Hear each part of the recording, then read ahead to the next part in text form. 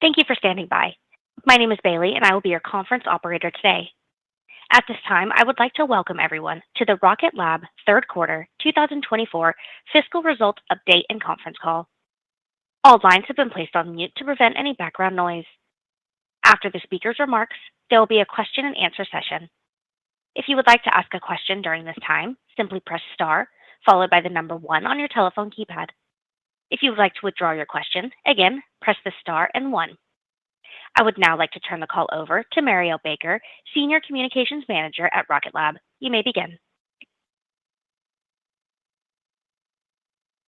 Thank you. Hello and welcome to today's conference call to discuss Rocket Lab's third quarter 2024 financial results. Now, before we begin the call, I'd like to remind you that our remarks may contain forward-looking statements that relate to the future performance of the company, and these statements are intended to qualify for the safe harbor protection from liability established by the Private Securities Litigation Reform Act. Any such statements are not guarantees of future performance, and factors that could influence our results are highlighted in today's press release, and others are contained in our filings with the Securities and Exchange Commission. Such statements are based upon information available to the company as of the date hereof and are subject to change for future developments. Except as required by law, the company does not undertake any obligation to update these statements. Our remarks and press release today also contain non-GAAP financial measures within the meaning of Regulation G enacted by the SEC. Included in such release and our supplemental materials are reconciliations of these historical non-GAAP financial measures to the comparable financial measures calculated in accordance with GAAP. Now, this call is also being webcast with a supporting presentation, and a replay and copy of the presentation will be available on our website. Our speakers today are Rocket Lab founder and Chief Executive Officer Sir Peter Beck, as well as Chief Financial Officer Adam Spice. They will be discussing key business highlights, including updates on our launch and space systems programs, and we will discuss the financial highlights and outlook before we finish by taking questions. So with that, let me turn the call over to Sir Peter. Thanks, Marielle, and thanks for everybody joining us today. Before we take you through the achievements of the quarter, I'd like to remind everybody what every launch, every development milestone, every spacecraft we build is working towards. Rocket Lab is an end-to-end space company. We provide the ride to space with our launch vehicles, and we build the spacecraft to do the work in orbit. This ultimately gives us the keys to space, unlocking the largest market of all space applications. with phase 1 and 2, the rockets and the spacecraft now well established, we're well positioned to create our own constellations to provide in-demand services and capabilities in space. In Q3, we strengthened this position with a few key achievements, including the signing of a multi-launch deal for Neutron with a commercial constellation operator, and we've been very considered in the way that we've approached Neutron's first commercial contracts, and I look forward to sharing more on this later in the call. On the small rocket front, we successfully launched multiple Electron missions in Q3 and signed $55 million in new Electron launch contracts. A testament to strong and growing demand for dedicated small launch and acknowledgement of Electron's position. As for space systems, I'll be sharing updates on various programs, but one key call-out is the Mars Sample Return Contract Study. Anybody who's familiar with Mars Sample Return understands NASA believes their current mission architecture is too costly, will take too long, so they've requested innovative new proposals to deliver samples sooner and bring the cost down. We're delighted to be selected by NASA to put forward a study into how Rocket Lab would achieve this, and I'm very excited to share in more details about our proposal to support the mission today.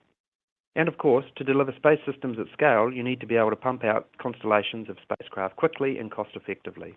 I'm proud to share that our spacecraft production line in Long Beach is churning out spacecraft at a faster rate than ever, with builds underway for a backlog of more than 40 spacecraft. All of these achievements and capabilities feed into our final strategic pillar, being able to build and launch and operate our own constellations.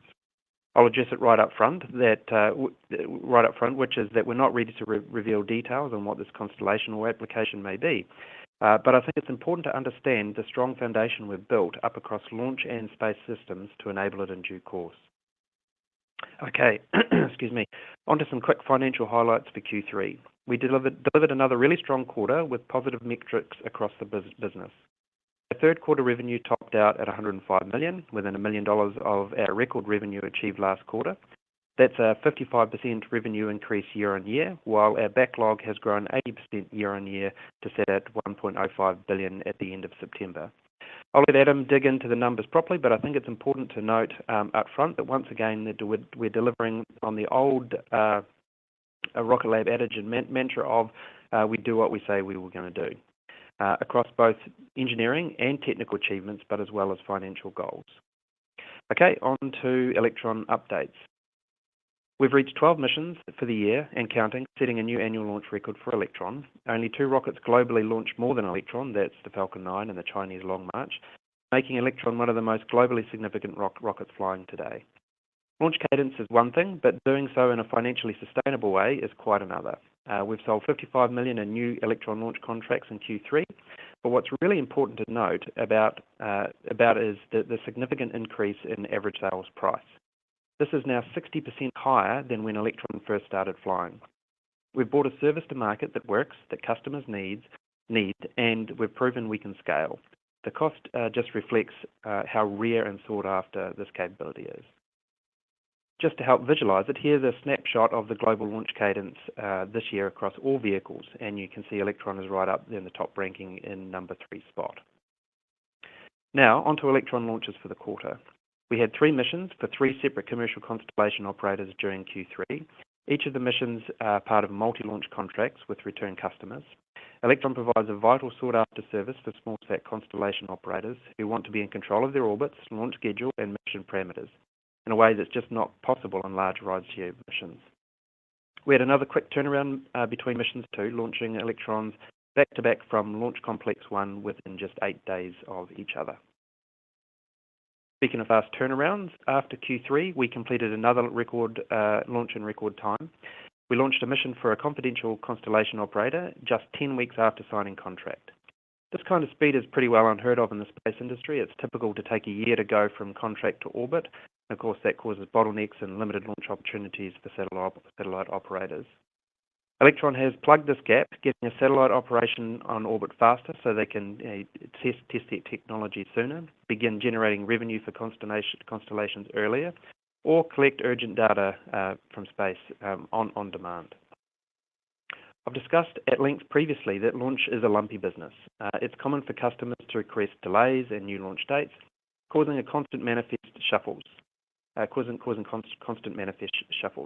This results in an ever-changing, fluid launch schedule, but because we have a factory of rockets and 3 launch sites standing by to support, we can slot new customers in as these gaps open up quickly.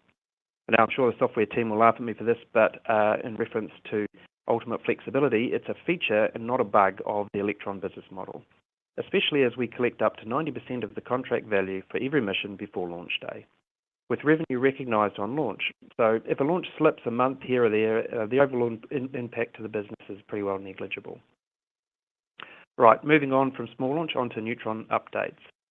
Okay, so we've signed a launch agreement with a constellation operator, which encompasses 2 very early launches on Neutron. Thanks to our proven track record with Electron, the space industry has come to expect high-performing, reliable launch vehicles from Rocket Lab. Because of this, we've worked with a lot of different customers for Neutron's first few missions, but we're in the fortunate position to be able to choose who flies first and have made a careful and considered strategic decisions around that. We see this agreement as an important opportunity that signifies the beginning of a productive collaboration that could see Neutron deploy this particular customer's entire constellation. I'm confident in these 2 launches will be the first of many more to come from this particular customer. Now, we've really been methodical about when we open the bookings on Neutron 2. It's all too common in the space industry for aspiring launch providers to sign non-binding agreements and sell missions at a loss to fund development. We know that it's better to bring a real rocket to the market first and to command a premium price. As we draw closer to Neutron's debut next year, conversations with customers and demands for launch slots have started to mature. As everyone will expect, I'm very happy to say that the contract value, this particular contract value, is in family with our standard Neutron pricing for launches. One of the programs that Neutron has been ideally suited for from day one was, when we conceived the vehicle, was the US's Space Force National Security Space Launch Program, or NSSL. The Space Force recently opened up the RFPs for the program's next Lane 1 on-ramp, which will see us compete to qualify for a share of up to $5.6 billion of national security launches. There is an unnerving bottleneck in the medium launch market currently, creating a risk for national security. Bringing new launch capability to NSSL is critical to increasing the DoD's diversity of opportunities, assuring access to space for national security, and with our proven track record, market-leading design, and established infrastructure, Neutron is a pretty compelling choice. We're well past the design phase, now moving into Neutron's build and test campaigns. Keeping our schedule for the first launch next year puts us inside the 2025 year-end timeframe sought by the Space Forces for the next on-ramp. We brought a new vehicle to market before with Electron, which is a reliably delivered national security payloads to orbit for several years. And with Electron, we reached 50 launches faster than any other commercially developed rocket in history. So we know how to do this, and we know how to do this well. Government interest in Neutron's development is ramping up in other areas too. This quarter, we're awarded an $8 million study contract with the US Air Force's Research Lab to showcase our digital engineering prowess with Archimedes. This contract has a tie-in with the NSSL program as well, where it includes the option to expand our digital engineering processes and further build the digital engineering framework for NSSL Phase 3 Lane 1 launch providers. This contract is a bit of a win-win when it comes to defence industry partnerships. It not only allows the US Air Force to collaborate with industry leaders like the Archimedes team to help develop and modernise the US Air Force's engineering processes and capabilities, but it also supports smoother integration of Neutron into the NSSL program to more efficiently and quickly provide for some of the nation's most critical missions. Elsewhere across the DoD, the US Transcom has extended our 2022 research agreement that allows us to continue to explore point-to-point cargo delivery with Neutron. And we've recently received confirmation from the US Space Force's Space Systems Command that Neutron can now compete for missions under OSP-4, a near $1 billion indefinite delivery, indefinite quantity contract that we're on ramp to a few years back. All right, moving on to now to Neutron's development progress and some of the technical milestones we've hit this quarter. We're well past the design phase now and deep into the qualification and testing of our large-scale flight hardware. Starting with the reusable captive fairing for Neutron, or as we like to call it, the Hungry Hippo, these fairing halves remain attached to Neutron's first stage for the full flight, simply opening to release the payload and the second stage before closing back and returning back to Earth with the rest of stage 1 ready for another flight. These fairing halves will soon be going through their mechanical testing before assembly and integration onto the large-scale composite panels and the 7-meter wide barrels that make up the first stage. Another big milestone was the recent successful test of the second stage. We conducted its first wet dress rehearsal in a flight configuration, going through the pressures, mechanical loads, processes, and procedures that would be seen in flight operations. Part of the test campaign included onboard avionics taking command and control of the stage and demonstrating pressurization, fill, drain, and cold flow operations. This has been one of the biggest integrated milestones yet, proving out not only the flight hardware, but also the supporting infrastructure to operate the vehicle. We have flight hardware in production for all other Neutron composite structures, including the barrels and domes for the vehicle's first stage propellant tank.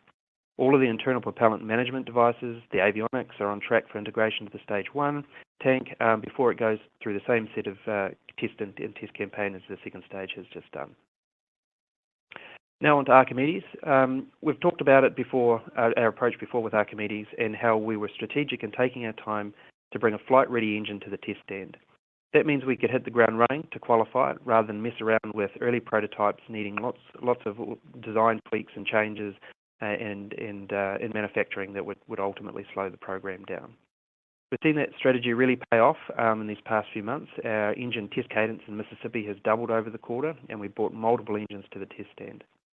The thing to point out here too is that a rocket engine program is never a one-and-done scenario. Archimedes engines will go through short burst tests, full duration hot fires, and tweaks all the way up to Neutron's first flight. So far, though, we continue to see strong performance from the Archimedes, and we're able to iterate updates rapidly, which is really where you want to be in this point in time in the test campaign. All that to say is that the cornerstone of any rocket program depends on how quickly and reliably you can scale engine production in parallel. I know I've said it before, but it bears repeating because building your first rocket engine is hard. Building it 10, 20, 50 times and at pace that can keep up with demand is even harder. With that in mind, we continue to scale production for Archimedes at the same time that we're testing it. We've got the assembly line in California humming with engines shipping out the door frequently to Mississippi, setting us up well to get into a good launch cadence with Neutron after first flight. A rocket program is much more than just a vehicle, of course, and its engines. Launch infrastructure is a critical component and one of the pieces that we've had a bit of practice to thanks to having stood up 3 pads on 2 hemispheres with Electron. Launch sites are a little bit like an iceberg. There's so much of the infrastructure that is underground or hidden in the development phase. With that now well established, we're starting to put the finishing touches on the above ground infrastructure, including a massive 165-ton steel structure launch mount that will hold down mechanisms. It's from this structure that Neutron will lift off next year. The launch mount will be installed in LC3 in the coming few weeks, and from there the focus will start to shift to pad commissioning before Flight 1. On the ground at Launch Complex 3, some really big long lead items have made their way to the pad at Wallops Island, including 2 90,000-gallon propellant tanks that were installed in Q3.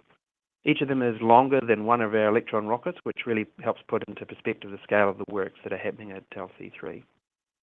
Just a few miles up the road from the launch pad, we've completed the construction of the assembly and integration and test building, where Neutron's vehicles will go through their final checks before they're taken to the launch pad.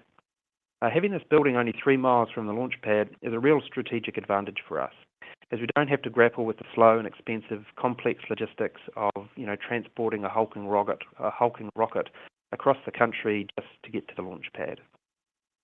That wraps up the headline items on the launch front, so now moving into space systems. So one of NASA's flagship missions is the Mars Sample Return Program, which aims to bring scientifically selected samples back from Mars to Earth for the first time in history.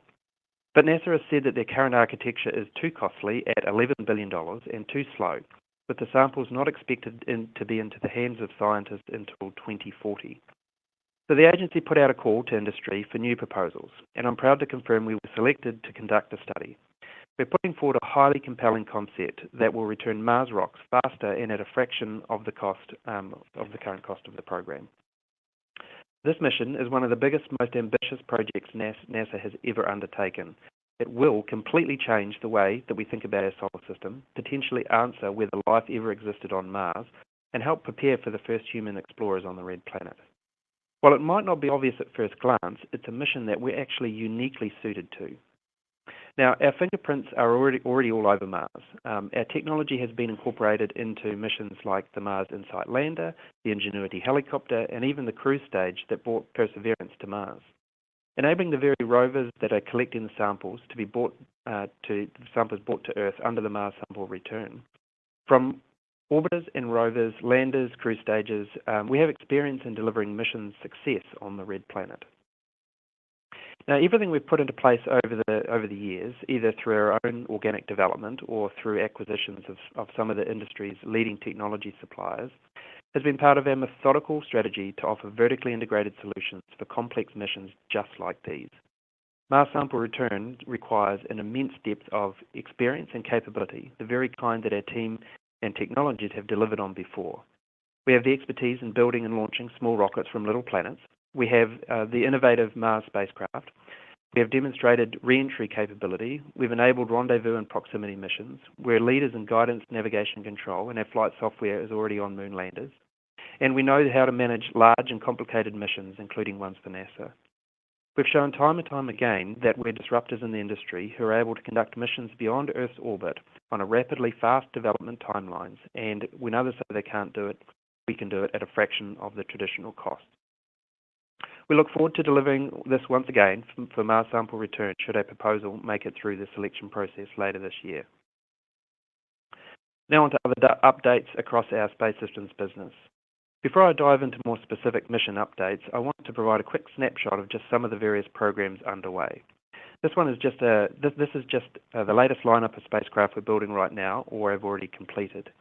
Like our two Escapade spacecraft for Mars, two completely different constellation spacecraft, one for cell connectivity for MDA Globalstar, the other for national security and the Space Development Agency, and other individual technology test missions ranging from connectivity in space to cryogenic fuel storage on orbit. Beyond these missions and constellations, we continue to do strongly in our merchant space systems business with mega constellation contracts too. Some of you will remember me talking about scaling up our satellite facilities in California as we bring on new and bigger spacecraft contracts. Well, part of the benefit for us taking over the previous Virgin Orbit building for pennies on the dollar for our new engine production site was it allowed us to use that extra space in our headquarters to be converted to our satellite production facility. We're really starting to see that strategy pay dividends with production lines of our various spacecraft platforms now up and running. Without a single shovel in the ground, we've avoided all the headaches of having to build new buildings and factories from scratch and save precious time and resource in our scaling strategy. And the beauty of having all those space systems products co-located in one building, there are simple ease of integration for our teams. A technician can literally walk across the floor, hand over an avionics box to a spacecraft integration team, as opposed to waiting for months for a supplier to produce it, ship it, and then deliver it. It's really the true beauty of vertical integration for our business. Now onto some more specific program updates under the Space Systems umbrella. And if I can stick with Mars for just the Mars thing for just a little bit longer, in Q3 we completed and delivered the two spacecraft for the Escapade science mission to Mars for NASA. It was a really monumental feat in itself, given the 3.5-year time span handed to us to deliver this mission.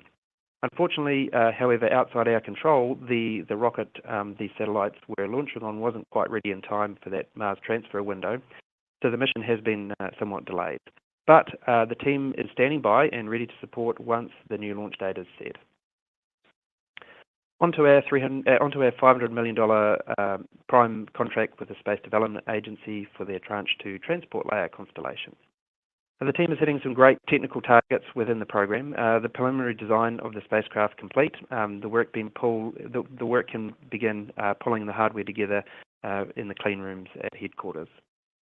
This progress puts us in a strong position for the upcoming solicitation of 200 satellites under the Tranche 3 of the SDA's program, a procurement process expected to begin in 2025. And finally, to wrap up Space Systems, our next two satellites for Varda Space Industries have been completed and are now ready for launch. Our Pioneer-class space satellites host Varda's capsules and provide power, communications, propulsion, and attitude control for the mission. It's our first spacecraft for Varda helped bring the capsule back home from space, landing it in the Utah desert last year, with our next spacecraft set to do the same thing again, but this time over Australia, where both missions are set to re-enter the Earth's atmosphere and land in southern Australia soon after launch next year. In the meantime, the team is already working on the fourth Pioneer spacecraft for the same Varda mission. And before I hand it over to Adam, I just wanted to wrap up with a couple of personnel changes at the board and executive level for this past quarter. So Mike Griffin has finished up on the Rocket Lab board after a 4-year tenure serving the company. We're incredibly grateful for his experience and leadership, helping guide Rocket Lab's growth from a private startup to a global industry leader in launch and space systems, and really want to thank him and wish him all the best as he retires from Rocket Lab's board. But as one chapter ends, another two begin at Rocket Lab across board and executive level. This quarter, we welcomed Frank Klein to the team as our new Chief Operations Officer.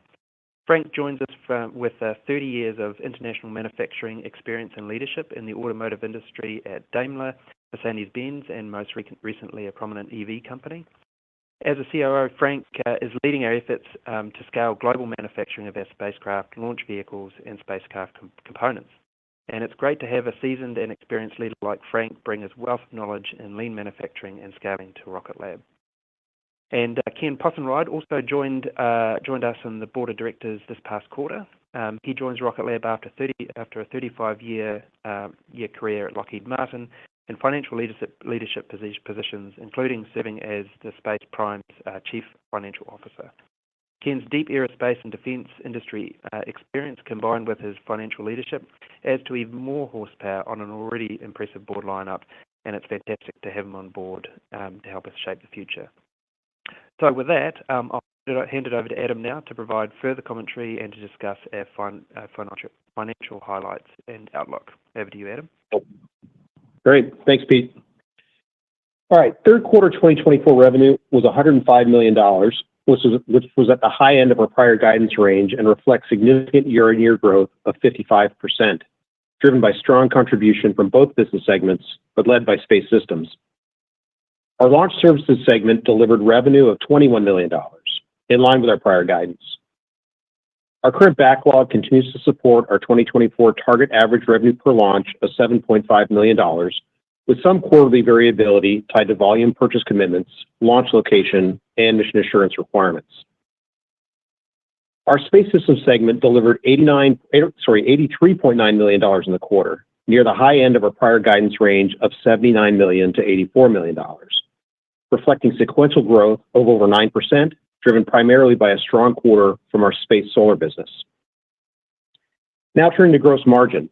GAAP gross margin for the third quarter was 26.7%, in line with our prior guidance range of 25 to 27%. Non-GAAP gross margin for the third quarter was 31.3%, which was also in line with our prior guidance range of 30 to 32%. Relatedly, we ended Q3 with production-related headcount of 964, up 50 from the prior quarter. Now turning to backlog. We ended Q3 2024 with $1.05 billion of total backlog, with launch backlog of $326 million and Space Systems backlog of $721 million. Relative to Q3 of last year, total backlog increased 80%, or $465 million, primarily due to our $515 million contract award to build 18 spacecraft for the SDA, and we won last year. Sequentially, there's a slight remixing of our backlog as a result of particularly strong bookings in our launch segment. We continue to cultivate a healthy pipeline, including multi-launch deals and large satellite manufacturing contracts that can create lumpiness in our backlog growth, given the size and complexities of these opportunities. We expect approximately 50% of current backlog to be recognized as revenues within 12 months. Turn to operating expenses. GAAP operating expenses for the third quarter of 2024 were $79.9 million, up $9.5 million sequentially, which was at the low end of our guidance range of $80 million to $82 million. Non-GAAP operating expenses for the third quarter were $68.7 million, up $10.2 million sequentially, which was also at the low end of our guidance range of $69 million to $71 million. The sequential increases in both GAAP and non-GAAP operating expenses were primarily driven by continued growth in headcount and prototype spending to support our Neutron development program, related infrastructure IT support for Neutron, and our SDA satellite contract. In R&D specifically, GAAP expenses were up $7.8 million quarter on quarter due to Neutron prototyping, materials, and headcount growth. Non-GAAP R&D expenses were up $8.1 million quarter on quarter, driven similarly to GAAP expenses. Q3 ending R&D headcount was 776, representing an increase of 103 from the prior quarter. In SG&A, GAAP expenses increased $1.7 million quarter on quarter, largely due to an increase in outside services related to legal and IT, with IT spend largely related to security and cyber requirements under our SDA contract, and legal spend driven by a range of corporate initiatives, including corporate development, as we continue to look to scale the business organically and inorganically. These legal and IT increases are paired with an increase in staff costs. Non-GAAP SG&A expenses increased $2.1 million, driven similar to the GAAP SG&A expenses. Q3 ending SG&A headcount was 300, representing an increase of 27 from the prior quarter. In summary, total third quarter headcount was 2,040, up 180 heads from the prior quarter. Now moving to non-GAAP free cash flow and adjusted EBITDA. With regards to cash, purchases of property, equipment, and capitalized software licenses was $11 million in the third quarter of 2024, a decrease of $4.3 million from the $15.3 million in the second quarter of 2024. We continue our investment in neutron research, testing, and production infrastructure projects, along with expansion of our satellite production and space solar solutions capacity. And we do expect our capital expenditures to increase over the next few quarters. Cash consumed from operations was $30.9 million in the third quarter of 2024, compared to $13 million in the second quarter of 2024. The sequential increase of $17.9 million was driven primarily by increased neutron and space systems program spend and lumpiness in space systems program milestone receipts, partially offset by improved launch contract cash collections. Overall, non-GAAP free cash flow, defined as GAAP operating cash flow less purchases of property, equipment, and capitalized software in the third quarter of 2024, was a use of $41.9 million, compared to $28.3 million in the second quarter of 2024. While we are doing better versus our targeted cash consumption run rate, we do expect a pickup in cash consumption in the next few quarters, owing to an expected increase in neutron spending ahead of our mid-2025 launch and lumpiness in large space systems milestone payment collections. The ending balance of cash, cash equivalents, restricted cash, and marketable securities was $508 million as of the end of the third quarter of 2024. We exit Q3 in a strong position to execute on our organic expansion initiatives, as well as inorganic options to further vertically integrate our supply chain with the critical capabilities and expand our addressable market, consistent with what we've done successfully in the past. Adjusted EBITDA loss was $30.9 million in the third quarter of 2024, compared to a loss of $21.2 million in the second quarter of 2024. The sequential increase of $9.7 million was primarily driven by increased spending related to neutron development. And with that, let's turn to our guidance for the fourth quarter of 2024.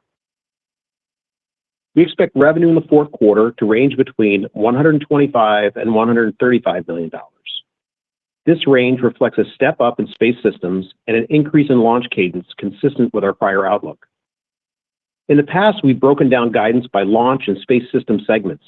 However, we found it difficult at best to predict launch customer readiness within a quarter, and believe that providing a single top-line guidance number is more appropriate at this time, given the resilience we've witnessed as a result of the expanded diversification of our business. That said, we'll continue to report actual revenues and related gross margins of launch and space systems as distinct segments. We expect fourth quarter GAAP gross margin to range between 26 to 28%, and non-GAAP gross margin to range between 32% to 34%. These forecasted GAAP and non-GAAP gross margins reflect improved mix within our space system segment, primarily within satellite manufacturing, as well as better overhead cost absorption in our launch business. We expect fourth quarter GAAP operating expenses to range between $84 million and $86 million, and non-GAAP operating expenses to range between $75 and $77 million. The quarter-on-quarter increases are driven primarily by continued neutron investment in the staff costs, prototyping, and materials. We expect fourth quarter GAAP and non-GAAP net interest expense to be $1.5 million. And we expect fourth quarter adjusted EBITDA loss to range between $27 and $29 million, and basic shares outstanding to be approximately 501 million shares. And with that, we'll hand the call over to the operator for questions. At this time, I would like to remind everyone, in order to ask a question, press star and the number 1 on your telephone keypad. Your first question comes from the line of Andres Sheppard with Cantor Fitzgerald. Your line is open. Hey, everyone. Good afternoon, and congratulations on the quarter. Certainly a lot of developments, so well done. I guess first question, just on the neutron, I just wanted to clarify. So it sounds like the target for the first launch is unchanged for mid-2025, but the multi-launch agreement that you disclosed today, that's targeted for, I believe, to start in middle of 2026. So I guess, A, just wanted to confirm that, and B, then if that's the case, why announce this contract today, just given where you still are on the neutron development? Any color there would be helpful. Thank you. Yeah, hey, Andre. Yeah, happy to take that question. So I think, we've been pretty clear about what we expect for Neutron's launch cadence to be. So, obviously, one test flight then the following year 3, and then 5, and then we'll continue to 7 and beyond. And that's following pretty much the same scaling rate as we saw that we could do with Electron. And quite frankly, I mean, if you look back through history, it's pretty difficult to see any examples of a scaling rate faster than that. So so that kind of backs into real available slots. So as we're talking to customers, obviously they want to know when is their launch slot, because they have certain mission objectives from their end. And of course, we want to know are their spacecraft going to be ready? I think we've talked about this in the past. So it's really just a careful marry up of various customer requirements and also the launch slots that we've kind of made available to customers. And as we say on the call, we're very, very selective about those especially those early slots. We need to make sure that we're there on time. We need to make sure that they're on time. So we're kind of easing into that kind of gently. With respect to announcing it now, I think it's fairly material that once we start signing a Neutron contracts, I think it's been anticipated. So I think it was a material thing that we really would have to disclose. Yeah, and I would add to that too, Andre, that we've talked about the fact that as you start to approach Neutron readiness, you think about a time frame of kind of 12 to 18 months where you want to have your customer lined up, because you got to again have this whole synchronization to make sure that the rocket's ready. There's a long time between signing a contract usually and getting the actual payload integrated and launched.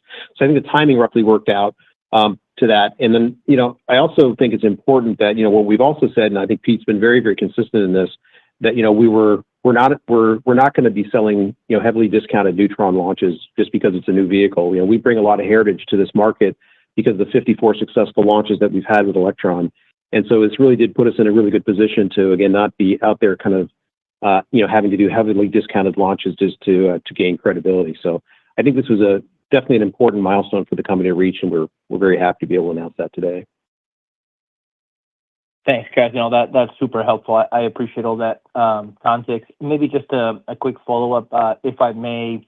Can you maybe just remind us, what are the outstanding maybe catalysts or milestones for the Neutron development that you think investors should be aware of? And additionally, maybe if you can give us a little more granularity on the hot fire test and the production of the additional engines there. Thank you.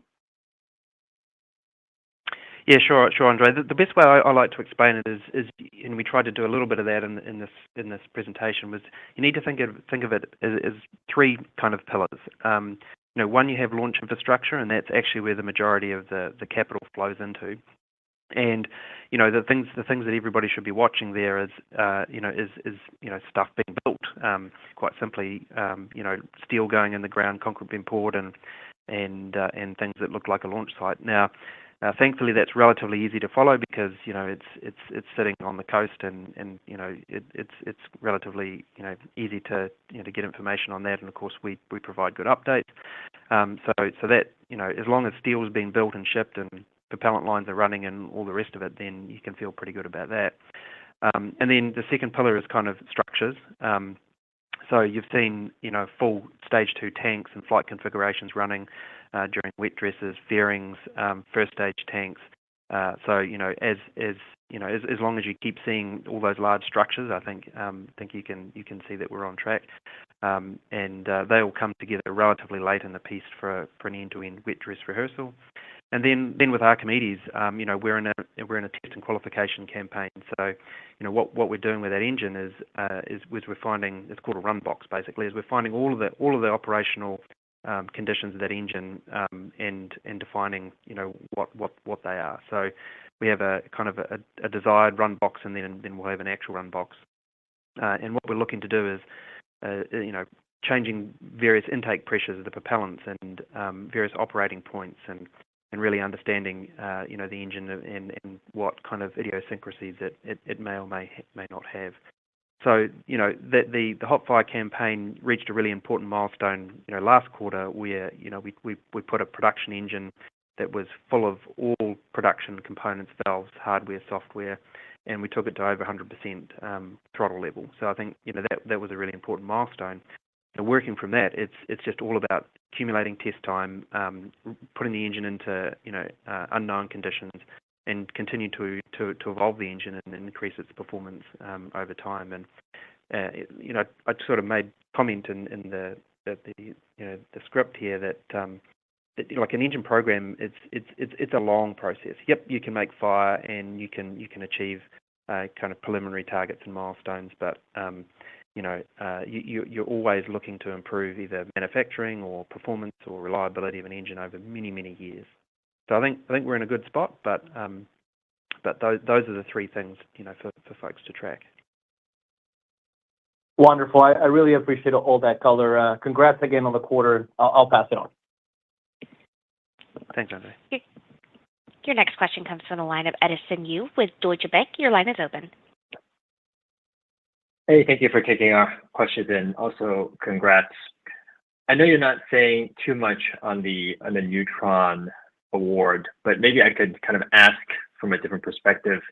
Can you provide any context in terms of what you won relative to if the customer had already placed the launch with someone else and they switched to you, or do they have other kind of maybe like soft contracts out there with other launch providers? Just is this? I know you're saying you could launch the whole thing. Just some context around currently, what is the piece that you have?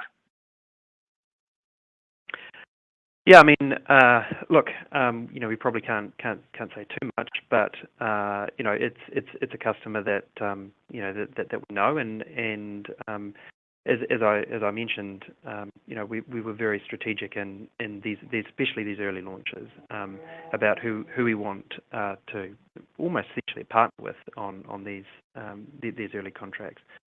So look, I mean, it's not my business to get into their kind of business, but needless to say, we were happy with that particular customer, and it's a good customer for the stage and phase of the program. Yeah, and Edison, maybe you got a little more context to that. So, as we've talked about in the past, there just are not that many companies in our space that have executed and are in a position to launch with any level of confidence. So, you've got the added dynamic that there's a range of customers out there who also have payloads that compete with some of the other launch providers. And at this point, we feel probably more comfortable launching with somebody they don't necessarily compete with. So I think that plays into a lot of the discussions that we have. And I would say that the market remains pretty robust as far as demand is concerned. When you look at the people that have capacity, a lot of that capacity has been spoken for. So really, we think Neutron is coming to market at a great time where we're really filling a new need for incremental capacity, and we're doing it in a way that's really non-competitive and non-threatening with those customers. So just a lot of the stars just are starting to align on that for us with regards to Neutron.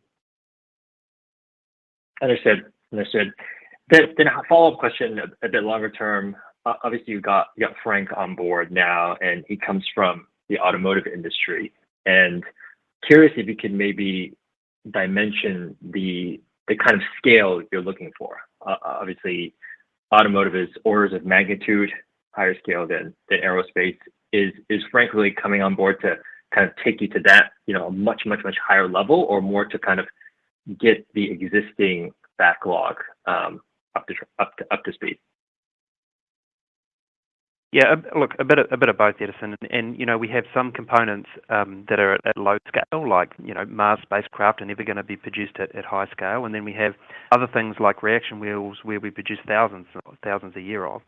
But the one thing about production, and I can attest this, is that it all looks the same, whether you're building a car or a spacecraft or a rocket. The production fundamentals are always the same. Now, yeah, of course, the numbers that roll off the end of the production line differ, but all the manufacturing techniques and good practices remain the same. And we've done a great job here, and the team's done an amazing job here at scaling. But as we look to move even further up that curve, bringing someone on with there's just such deep experience, not just within production and production scaling, but within operations. It was just kind of, the right time for the company to create that position. Fantastic. Thank you. And your next question comes from the line of Matt Akers with Wells Fargo. Your line is open. Yeah, hey guys, good afternoon. Thanks for the question. I wanted to ask about space services. You guys kind of teased that on slide 4. Just curious, I know you don't want to reveal what that could look like yet, but just curious what kind of time frame you had in mind. It seems like, kind of the phase 1 and 2 are in pretty good shape. So I guess to move to phase 3, do we need to get Neutron sort of at a higher production cadence? Are there, maybe more parts of the portfolio to fill in? Just curious how you think of kind of the timing there. Yeah, thanks, Matt. So look, everything is irrelevant without a reusable high cadence launch. So Neutron is really the key to unlocking that. And if you look at Starlink as a good example, it's a great spacecraft. But actually, the thing that has really made that possible is a high cadence, low cost launch, and that in turn is made possible by a reusable launch vehicle.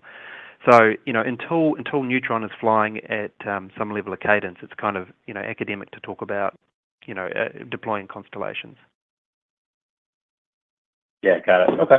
And just curious on this Neutron deal, or maybe just Neutron in general, thoughts on kind of what the progress payment maybe looks like on that. Just curious, I guess, one, if there's maybe some lumpiness in cash flow around that, just because those are pretty big dollar items, and also just how we should think about kind of the advanced payments versus kind of working capital aspect as that program ramps up. Yeah, I can take that one, Pete. So, we have a fairly standard, launch services agreement that we've obviously used many times with Electron, and we're leveraging most of that forward on Neutron. And you're right that, building this, this Neutron vehicle it will be a challenging working capital cycle, at least initially, particularly when you think about the context here of reusability, right? So I think, we've never said that we plan to basically have a fully reusable vehicle for the first launch. So as we kind of work our way towards full reusability, we'll be getting more kind of benefits from a working capital perspective as we do that. But the first few launches here are certainly going to be cash consuming. So you can think about the structure. Most of these LSAs have a deposit, and then there's milestone payments. And if you look at our Electron business, typically we've collected about 60% of the contract value by the time we actually start building the rocket. This might be a little bit different because we're at the very early stages of kind of transitioning from R&D into production. But you can think of Neutron should look very, very, very similar to what we've kind of disclosed and kind of produced in our results as we have with Electron. So I did nothing too unusual with this one. It's just it's the first few rockets out of the chute. So kind of we got to go through that transition period. And as we experienced also on Electron, Electron came out initially with not kind of target margins, obviously, but as we kind of build towards that, I think that there's a combination of the fact that we'll be collecting payments against milestones in the contracts, but also getting production efficiencies and ultimately reusability, which is the real key to kind of getting Neutron to its target model, which we think will look very similar to the long-term model for Electron. So hopefully that gives you a little bit of context. Yes, that's very helpful. Thank you. Your next question comes from the line of Eric Rasmussen with Stifel. Your line is open. Yeah, thanks for taking the questions, and congrats on the progress with Neutron. Maybe just on that subject, Neutron, I know there's not a lot you want to really share at this time, but are you replacing anyone, or are you being brought on to sort of, as another alternative, just because of, like Adam, you said, there's a number of medium rockets that are, in the market or that will be potentially in the market in the coming years. But is this just sort of, you think, a hedge because you guys are a lot closer than some others? Yeah, I think with respect to kind of commercial contracts, and in some cases, yeah, definitely replacing. I would say that, Eric, in the NSSL world, it's bringing on new providers. I think if you look at the last NSSL Lane 1 Phase 3 award, 100% of that award went to one particular launch provider because there was nobody else.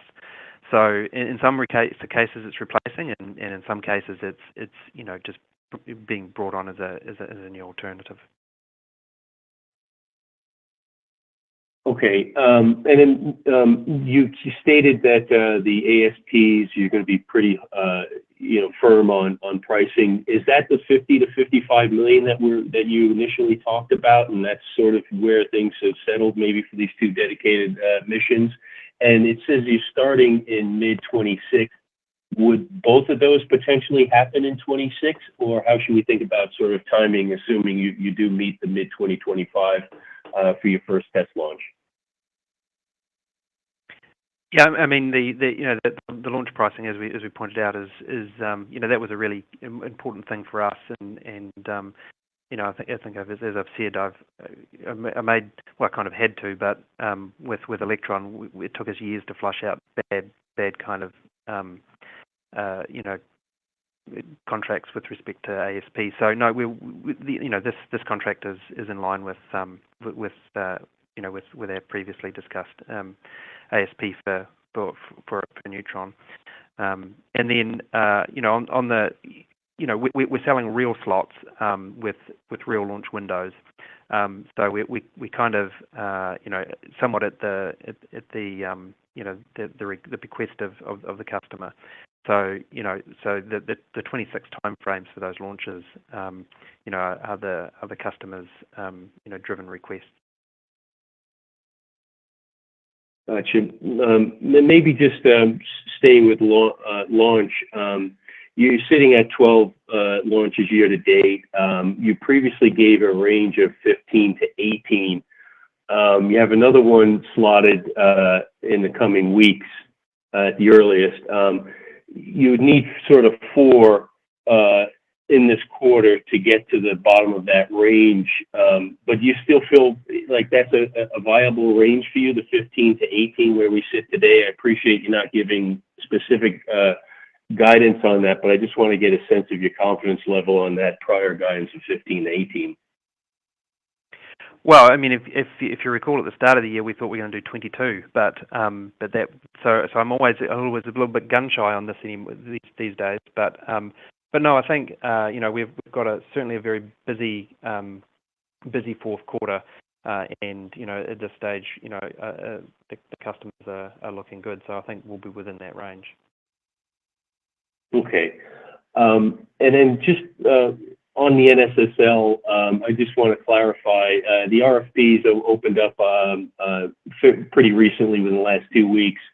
Does that mean you'll be available for this particular one, or it's the next cycle because of the time frame of Neutron at the earliest of mid-25? Yeah, the way it works is that you have to demonstrate you can launch in 25 to be on ramped, and then once you're on ramped, then you'll bid for various task orders. So there'll be there's kind of the task order is separate from the on ramp, and those task orders are released at the times that NSSL or the Space Force decides to. I think, Eric, what we're saying that, even though we'll be on-ramping in 2025, we wouldn't be awarded any contracts for launch in 2025. And right now we're planning, one test launch in 2025. We're talking about 3 launches in 2026, and then we've talked about 5 launches in 2027. And given kind of the discussion that we've had, previously about the first customer for Neutron that we announced today, that's obviously consuming some of that capacity in 2026. So the most likely scenario is could you see something in 2026 for NSSL? It's a possibility, but it's probably not the most likely scenario. That probably looks more like a 2027, but never say never. Right. Okay, great. And then just one last thing on the backlog of clarification, the $326 million for launch, does that include this latest award win for the two for Neutron? No, it does not, because that was a Q3 ending, and this contract was signed post the end of Q3. Great. Okay. So it'll show up in our Q4 backlog. Great. Thank you. Your next question comes from the line of Suji Desilva with Roth Capital. Your line is open. Hi, Pete. Hi, Adam. Congrats on the progress and the Neutron success here. The gross margin improvement here, Adam, is that the relative contribution between launch and space systems sequentially in 3Q and 4Q relatively even? And can you give an update on the solar gross margin improvement? Is there tailwind still there? So the gross margin percentages are actually pretty close across. I mean, they're pretty consistent across launch and space systems right now. That's just a function of kind of, again, where we are in the margin improvement path for the launch part of the business, and then just kind of where we are in mix within space systems. So, if you look at the mix of our business being roughly 70% space systems, 30% launch, I mean, I think kind of gives you, it's all proportional. So you just take the percentage of the business times the same rough margin calculation and just apply it. Okay. And then on solar, Adam, does that remain a tailwind?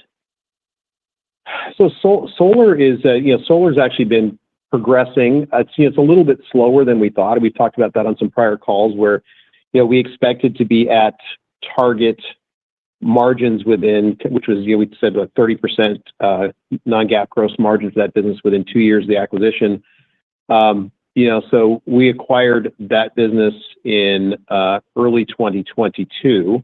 So we're a bit behind, but we're making steady progress. I would say when we look at our backlog for that business, we're really not booking. I can't remember the last time, maybe Pete can correct me, I can't remember the last time that we've actually booked business lower than our target gross margin. So it's all about kind of flushing out some of that older. In fact, there's really just one bad contract in the mix that we inherited. Unfortunately, it was a large part of I think it was almost $100 million of the $150 million backlog at deal close that came along that was basically essentially at zero margin.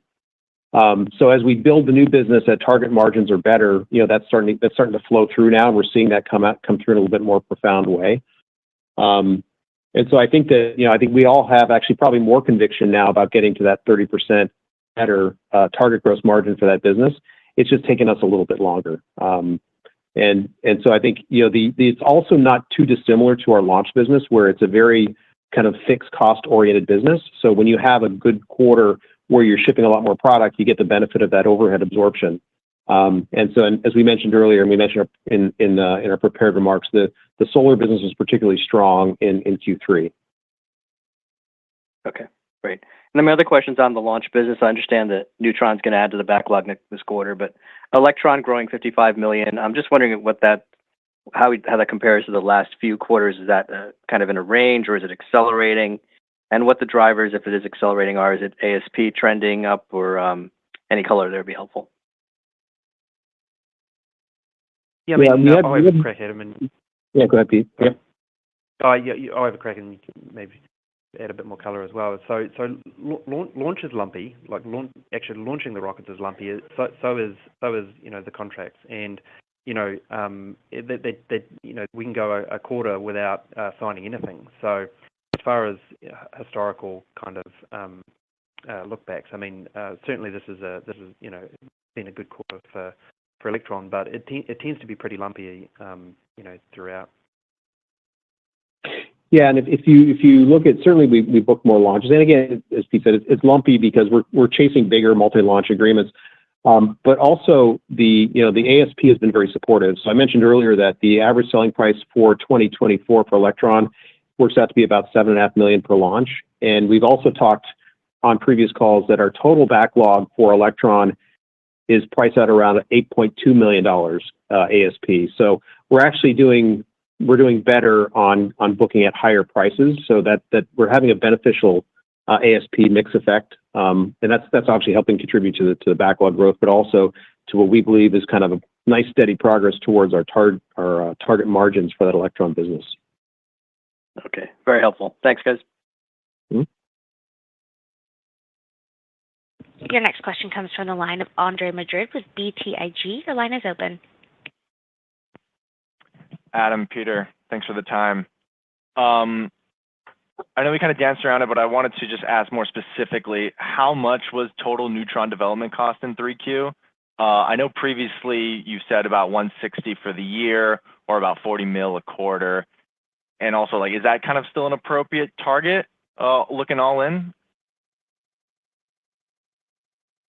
Yeah, I'm just pulling up the number right now. Yeah, no, this in Q3 it was total. Well, you have to split out between the different elements, but if you look at total net spend for Neutron across OpEx and CapEx, it was just a hair under 44 million. Got it. Okay. And I think that's gonna step up as we continue to kind of get towards the first launch.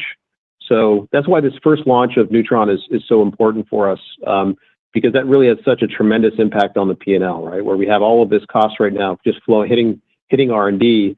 Once you get past that first test launch and we carry the first paying customer, everything flips over. You've got now R&D associated with it, cost of sales, and so forth. So it's a super important thing for us to get that first launch off, because it kind of caps that initial spend, because you'll have minimum viable product both in the rocket and on the infrastructure side of the house. And so I think probably along with that, we still feel very, very comfortable that we're within our target original budget for Neutron. And if you think about, we talked, this is going back, when we came public, 3 years ago now, a little over 3 years ago, we said it was going to take roughly 3-4 years and cost $250 to $300 million. And, we put that in pretty stark contrast to what some other kind of medium and larger launch vehicles have cost, in the many, many billions of dollars, and taken, the better part of a decade to get to first launch. So we feel like we're on track, and we're going to kind of set a new benchmark for, capital efficiency and timing of getting a new launch vehicle to the pad. Got it. And if I could squeeze in one more, could you maybe highlight backlog at some of the non-Photon space systems businesses like PSC, Sinclair? I mean, how is expansion and acquiring more business progressed at that line of business?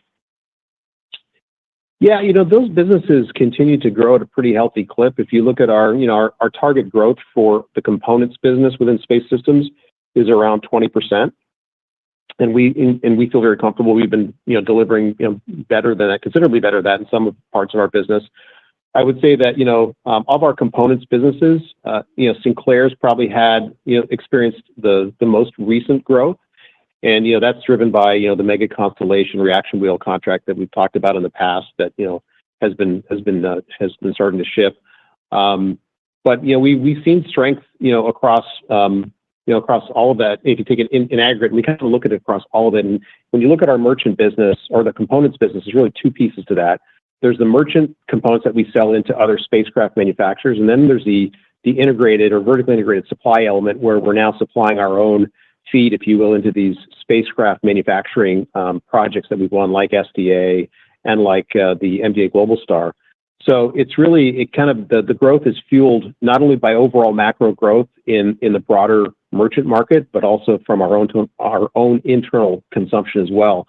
So we feel really good about, continuing a 20% CAGR for that business. I think, some will be stronger than others, right? Like this year, I said we're having more strength in Sinclair, and that probably continues through next year. And then, as we look forward into 2025 and 26, based on a lot of these big programs, we're going to have very good years for our solar too, because, we're dedicating a significant amount of our capacity to internal programs. And overall, it's actually has a very healthy, kind of roadmap, I would say, for gross margin as well. If you look at the components or subsystems business, that's kind of already in the I call it low to mid 40s non-GAAP gross margin.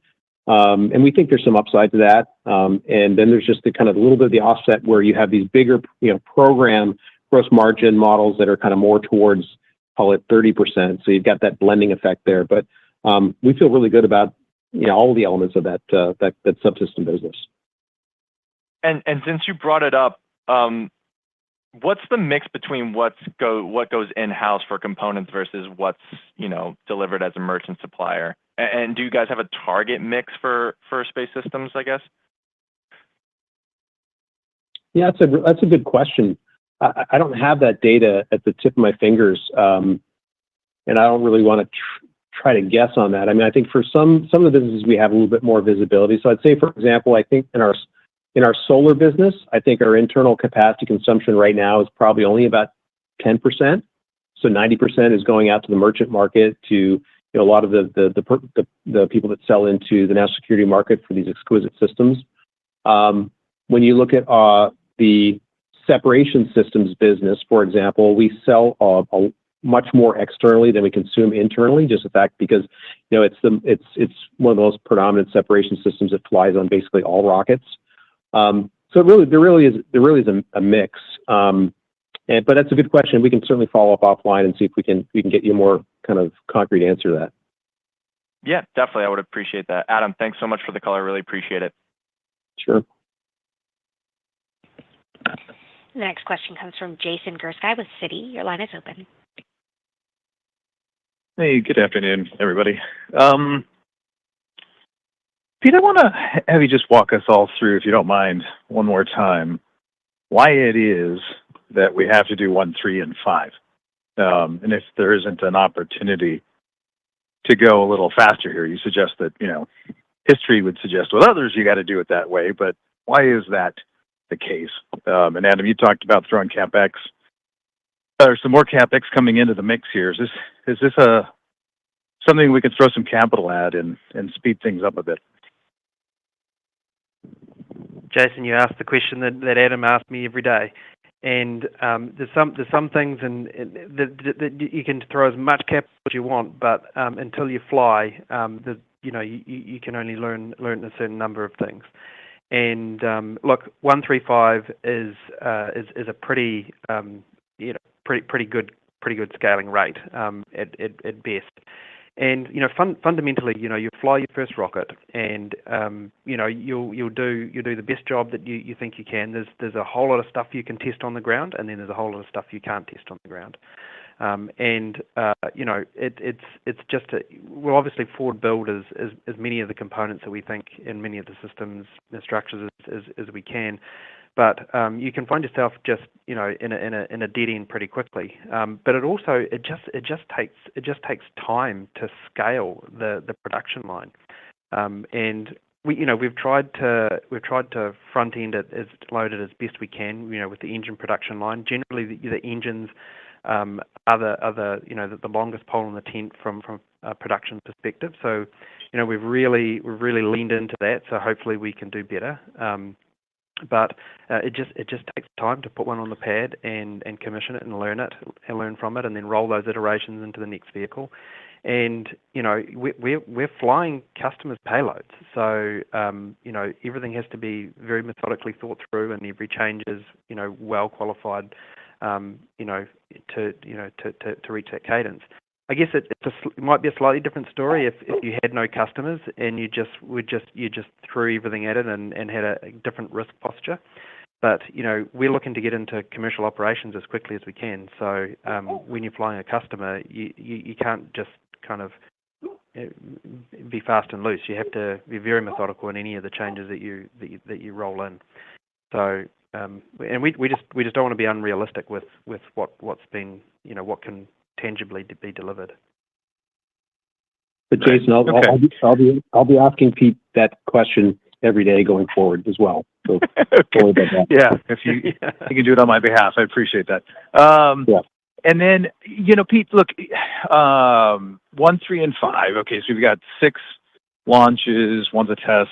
But as you look at the pipeline, I mean, over that time period, if you had more capacity, is there more demand out there? I just want to, and maybe strip out the national security launch, just on the commercial side of things. I'm just trying to get a better gauge of supply and demand equilibrium. Yeah, well, I mean, that's the fundamental reason why you're asking this question, Adam asked this question, everybody asks this question, is how can we scale faster? And indeed customers. But the worst thing you can do is we promise a customer that you're going to be able to provide a whole bunch of launch.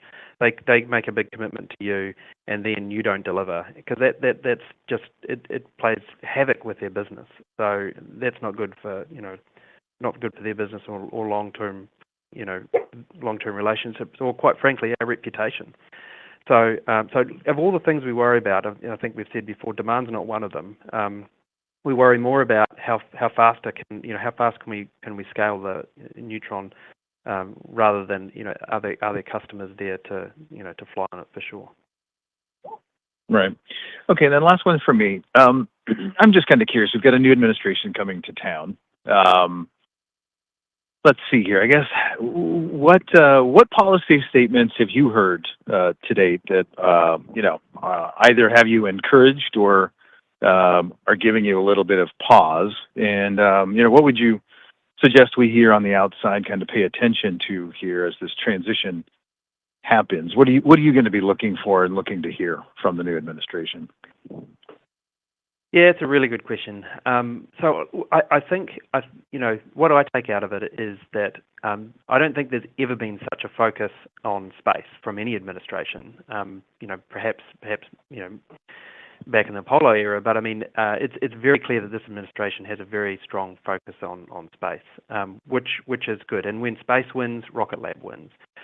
Also, we see a very strong focus on national security, which is obviously a core part of our business. But I guess probably the thing I'm most excited about is there's a real focus on moving away from the kind of slow government contracting and really focusing on commercial, providing much more of the traditional space and government services, which is really, when you think about it, there's only a few companies that are really well positioned to take advantage of those commercial opportunities, and us being one of them. So look, I look out on the new administration with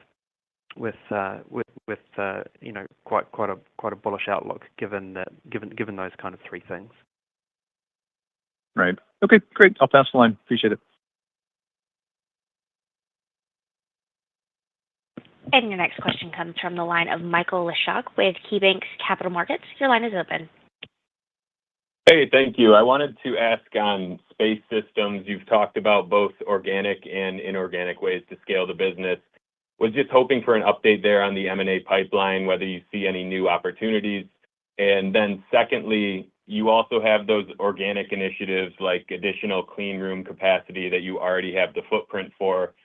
Just wondering if you could provide some more details there and how much is left to go on those initiatives. Thanks.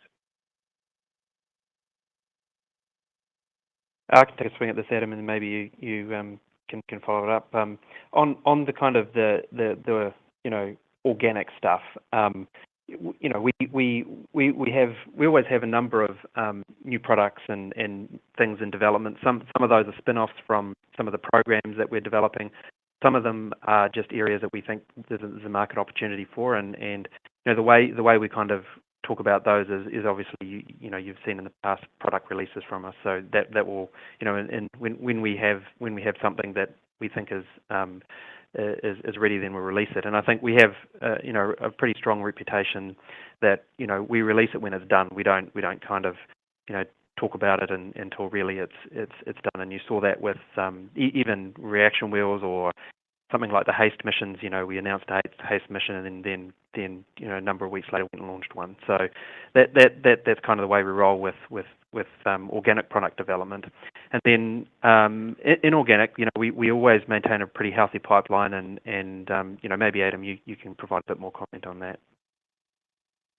Yeah, I'd say on the corporate development front, we continue to look at a lot of assets out there. I think that one thing is we're very selective, right? So I think if you look at the assets that we've acquired in the past, the team is always at the center of it. If you look at the fact that you pick any one of the deals, they've always been leading products in their area. You pick from solar, where they've never had a single failure on orbit, to bringing new kind of innovative capabilities to the market through the software capabilities for command and control software for ASI and separation systems from PSC and so forth. So it's really I would say we continue to look at things, and what we've largely gotten the satellite bus into a point where we have most of the capabilities there that we think that we need to be kind of that, to fulfill the end-to-end requirements there. There's still a few little things here and there that we're working on, and we're actually trying to address those, and some of those organically as well, not just inorganically. But probably the biggest missing piece to space systems from that's going to be filled likely through inorganic is going to be on the payload side. So we really kind of stop at the payload right now. And, certainly as we've talked many, many times about our grander ambitions of having our own applications on orbit, that's going to be benefited by having our own internal capabilities around the payload side of the system. So, there's fortunately for us, there's actually quite a few assets out there that are quite interesting that are kind of, I'd say, poised to be part of a much bigger, consolidated platform like we're building. So I think there's ample opportunities there, but we're very disciplined. It's got to be the right team, it's got to be the right time, and it's got to be the right price. And so far, we haven't gotten those 3 stars to align, but I'm pretty confident that we'll get some of those stars to align in the not too distant future. And I think that will also provide a bit of a breadcrumbing for folks to understand a little bit more specifically which applications we're targeting, because a lot of the payload is obviously very specific to the application, and so having kind of some insight into kind of the capabilities that we'd be acquiring would kind of give you some ideas about where we're going from an applications perspective, which I know everyone's chomping at the bit to try to understand better. Okay, great. I appreciate all that detail. I'll leave it there. Thanks, guys. Your next question comes from the line of Anthony Valentini with Goldman Sachs. Your line is open. Hey, guys. Thanks for taking my question. You got Anthony on for Noah tonight. Sorry to beat this point to death here, but it's been pretty well publicized at this point that Amazon's Kuiper has to get over 1,000 satellites into orbit, I think by mid-2026. And they have orders with some of your competitors for launch vehicles that either have not launched yet or in very limited cadence. So I guess my question is, do you guys stand to benefit from that between now and 2026, where you guys can get, a piece of that pie? Or is it, what Peter was talking to in an earlier answer, it's just not possible given, capacity and how many slots that you guys have available? Well, I'll put it this way, as we said, Anthony, that demand is not something that we worry about, and that kind of falls into that category.